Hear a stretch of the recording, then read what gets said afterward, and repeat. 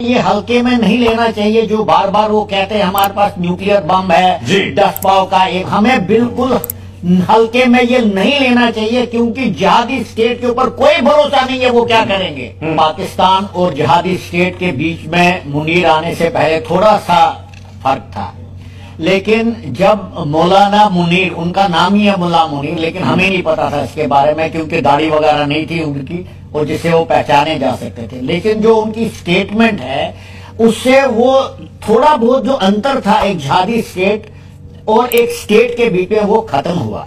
और मैं आपको एक चीज बताना चाहता हूं हमें कि पाकिस्तान जरूर सोच रहा होगा, प्लानिंग कर रहा होगा न्यूक्लियर वेपन इस्तेमाल करने का, क्योंकि उनको चिंता नहीं है इस बात की कि उनके साथ क्या होगा। जी, उनके पास जो न्यूक्लियर बम है लोग कह रहे हैं कि उसका इस्तेमाल वो पागल की तरह कब क्या कर रहे हैं। लेकिन मैं कर्नल राठौर साहब, मैं आपसे समझना चाहूंगा, क्या पाकिस्तान, देश की जनता इस बात को स्वीकार कर चुकी है कि ऑपरेशन सिंदूर फेल हो चुका है और भारत अमेरिका के सामने झुक गया है। मोदी जी ट्रंप के सामने झुक गए हैं क्योंकि उनके अंदर ताकत नहीं है, उसका जो भी कारण हो, कि वो ट्रंप के सामने मजबूती से खड़े होके भारत के हितों की रक्षा करें।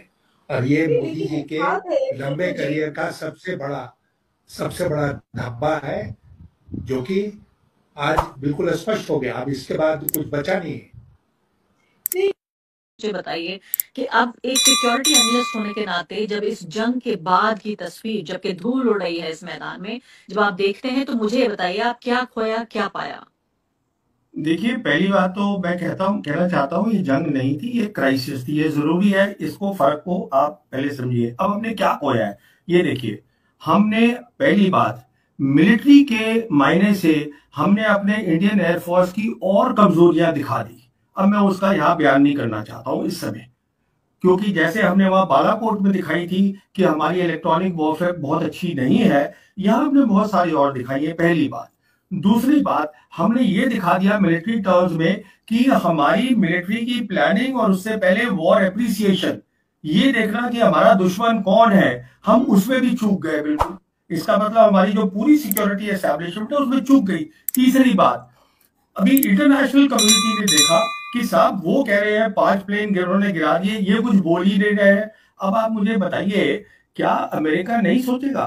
पहली। तीसरी बात कि मैं अगर इसको बना रहा हूं, अमेरिका बना रहा है इंडिया को as a military bulwark against China, तो वो सोचेंगे कि क्या इनको बनाना चाहिए। एक बात। नेक्स्ट बात, अगली बात सुनिए, वो जो डोनाल्ड ट्रंप है वो अब ये बोल रहे हैं कि मैं दोनों मुल्कों के साथ ट्रेड करूंगा बराबर का, पाकिस्तान हिंदुस्तान के साथ, और मैं कश्मीर मसले में दोनों की मदद करना चाहता हूं, क्योंकि उनको पाकिस्तानियों ने बोला है कि साहब ये मसला कश्मीर का है। अब हम तो ये अभी तक ये कह रहे थे ना, जब से मोदी सरकार आई है और 2019 से, कि हमारा अटूट अंग है और हमें पीओके लेना है, तो साहब लीजिए ना पीओके, उसके लिए पहले ताकत बनाइए। तो मिलिट्री टर्म्स में आपका लॉस हुआ, प्रेस्टीज का लॉस हुआ, और सबसे बड़ी बात, एक धक्का लगा है हिंदुस्तानियों को कि जो एक इमेज बनाई थी कि स्ट्रॉन्ग लीडर की, मेरे ख्याल पे अब लोग बोलेंगे नहीं डर के मारे, पर वो इमेज कहाँ रह गई है। और जहां तक आपने बात करी टेलीविजन चैनल,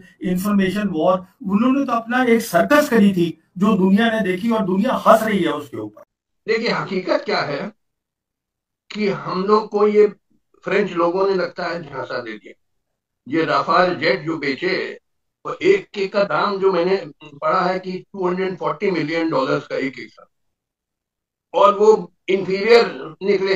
चाइनीज, आप लोग ज्यादा अकलमंद थे, आपने चाइनीज जेट लिए, वो चाइनीज लगता है टेक्नोलॉजी बहुत आगे निकल गई है।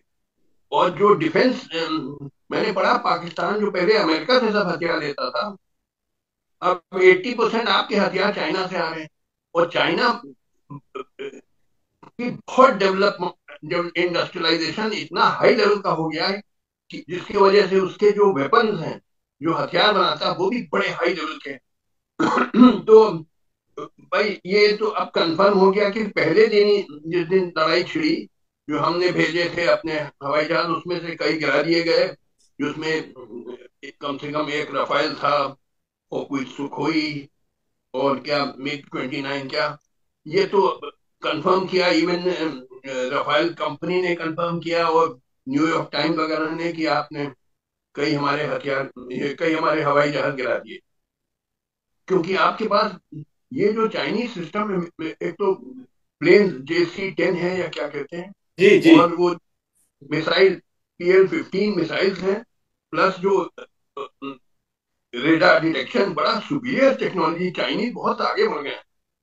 ये टेक्नोलॉजी में, डिफेंस टेक्नोलॉजी में। तो लिहाजा आजकल देखिए लड़ाई नंबरों से नहीं होती, नंबर तो आबादी हिंदुस्तान की कई गुना ज्यादा है पाकिस्तान जी, मगर लड़ाई होती है हथियारों से, मॉडर्न वेपन्स। तो मॉडर्न वेपन्स जो आप लोगों ने लिए चाइनीज से, no doubt they prove to be superior. ये हकीकत है, मानना पड़ेगा। जितना हमारी तरफ से इतना लोग चिल्ला रहे हैं, मैं उस पर नहीं जाता हूँ। जो न्यूट्रल लोग हैं, जैसे न्यूयॉर्क टाइम्स की मैंने रिपोर्ट पढ़ी, रॉयटर्स की पढ़ी, कि चाइनीज एयरक्राफ्ट ने गिरा दिया हमारे। मोदी तो नफरत की दीवार खड़ा करते हैं, मोदी बहुत बड़े फ्रॉड हैं, मोदी बहुत बड़े धूर्त हैं, मोदी से बड़ा जुमलेबाज कोई नहीं है। मैं कट्टर नहीं हूँ, मैं हिंदू हूँ। कोई भी कट्टर, चाहे हिंदू और मुसलमान हो, वो देश और समाज के लिए हितकर नहीं है।